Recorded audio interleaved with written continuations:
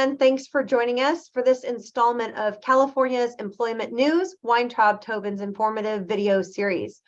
My name is Shauna Correia, and I'm a shareholder in the Labor and Employment Group, and I'm joined here today with my colleague, Rachel Davey. This is part one of a three-part series on compliant wage statements in California. These may seem straightforward, but employers who make mistakes may find themselves facing PAGA or class action lawsuits for non-compliant wage statements and other penalties and attorney's fees. So our goal for this series is to help employers avoid the kind of mistakes that make them easy targets. Rachel, why don't you lead us off by talking about the basic wage statement requirements? Sure.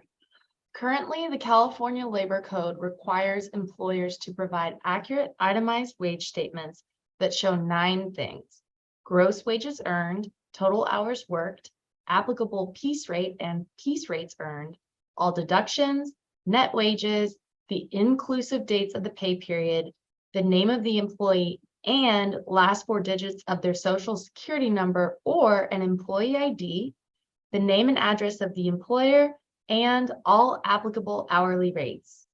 One thing that's not in the list under Labor Code Section 226 is the requirement to provide notice of paid sick leave balances. Shauna, don't employers have to give written notice to employees? Yes, so under the California state paid sick leave law, employers have to provide every pay period a written notice to the employees of the amount of available paid sick leave for that employee for that pay period. And that can be either listed on the wage statement or it could be in a separate writing that's provided at the same time as the payment of wages. So it could be attached to the wage statement.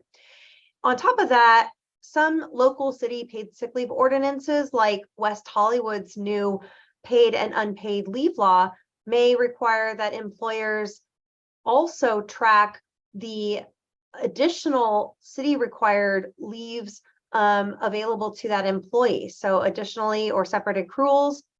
And then, of course, right now, while the COVID supplemental paid sick leave laws are still in effect, employers have to track and give employees notice of how much supplemental paid sick leave they used for COVID during that pay period.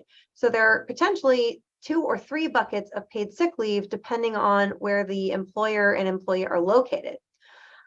So my recommendation is employers work with their payroll providers to either figure out how to list all of these balances on the wage statements or provide a separate attachment to the pay stub. We hope this has been helpful, and please tune in to our next segment where we will talk about how to account for premium pay on wage statements. That's about all the time we have for today. Thank you for joining us on this episode of California Employment News.